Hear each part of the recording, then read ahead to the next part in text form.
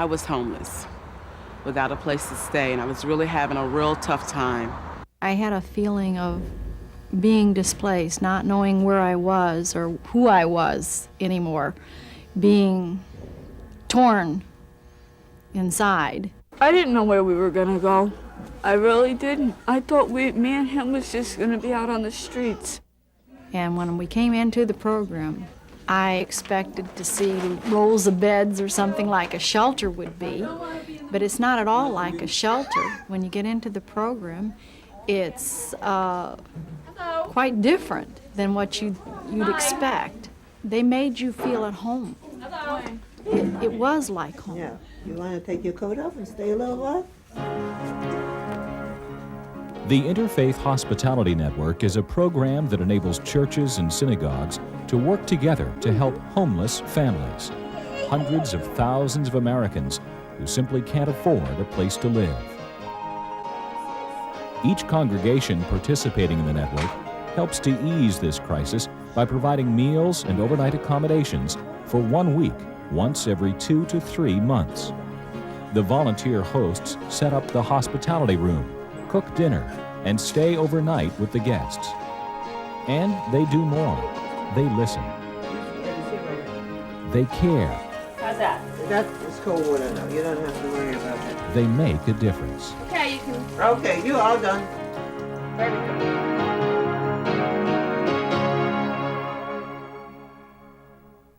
I think I had the stereotyped impression that they were drunks and people who were kind of on the edge of society, not normal and not desirable, and I didn't really have any kind of understanding of what they were like as people.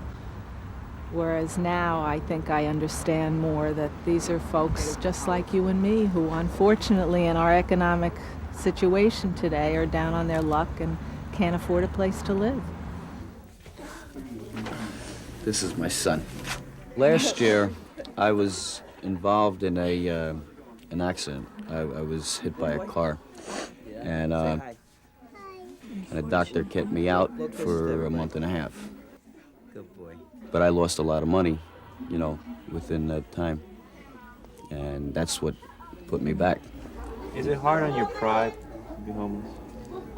It is very hard.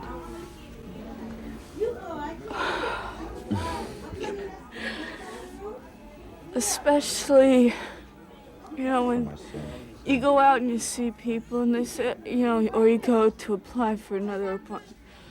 All right, where you living now?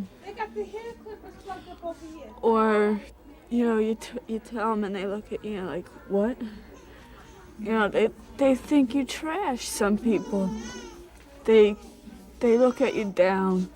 They don't look at, they judge a book by the cover. They don't look at it from the inside out.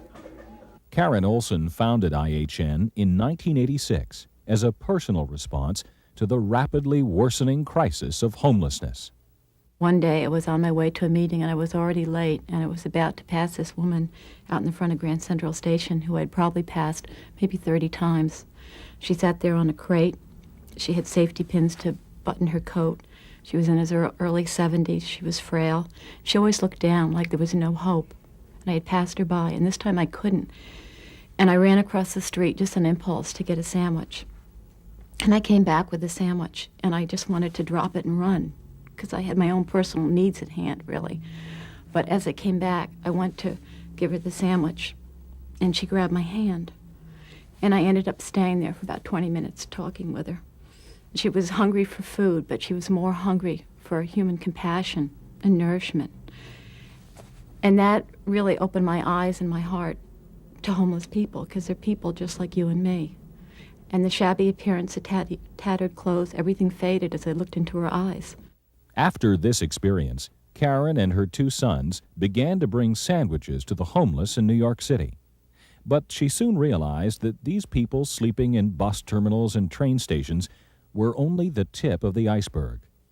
Beyond the most visible homeless, there were thousands of homeless families that people did not see.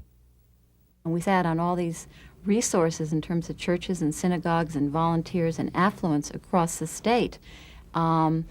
but yet people in the suburban and rural communities were unaware of homeless families. So my goal was to provide that awareness, that connecting link, to bring people of means with those without means to help the homeless. This is a way of integrating that religious experience into our everyday life, and a much more profound way of realizing our religious beliefs. A lot of our parishioners have described it as probably the best program that we have ever conducted at St. Bernard's. And by best program, I think it's been educational for a lot of our parishioners. It's been a community builder for the parish itself in terms of getting volunteers to work together, to know one another.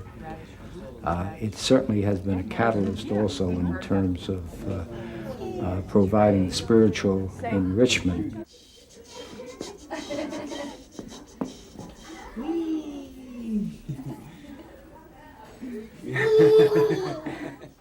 Many of the guests have commented that they don't feel like they're in a shelter. They've been able to keep their dignity. They feel like they're in a temporary home, not only because of the facilities, but especially because of the warmth of volunteers.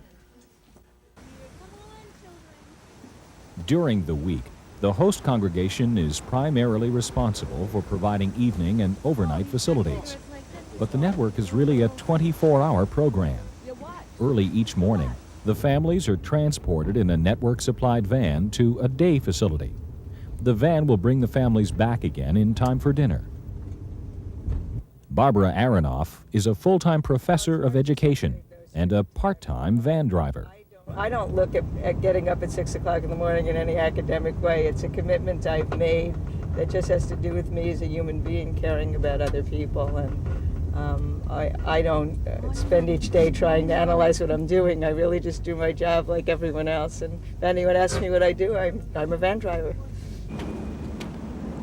The day facility gives guests a place to stay as they search for housing. I get very discouraged.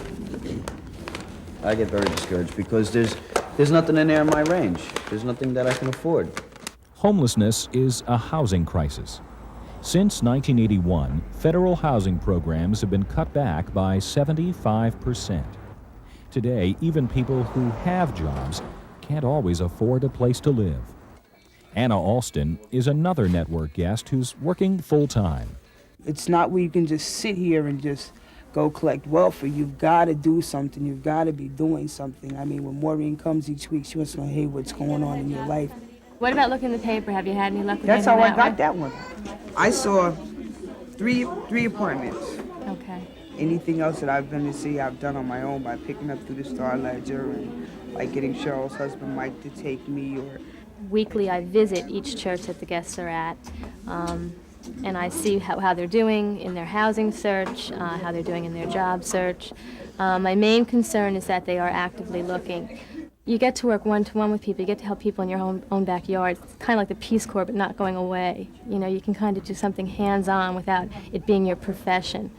If it seems a little like something outside yourself, if you just give it a chance and say, I'm going to just give it a try for a week, you'll find that it's very hard to leave once you begin. I can't imagine not helping when the Interfaith Network provides a way to help that is easy and convenient, and we're not doing very much. Each of us alone is doing very little, and yet altogether I think we make a difference. I think this is a really creative way that our society is responding to a problem that exists today. It just gives me a warm glow inside when you can see the smile on the children's faces. That's all the thanks that I need. In the last analysis, it's that human warmth and compassion that's going to solve this tragedy of homelessness. It's up to each one of us to take this very personally. And that's what this program does. It allows people to touch people in a very, very personal way.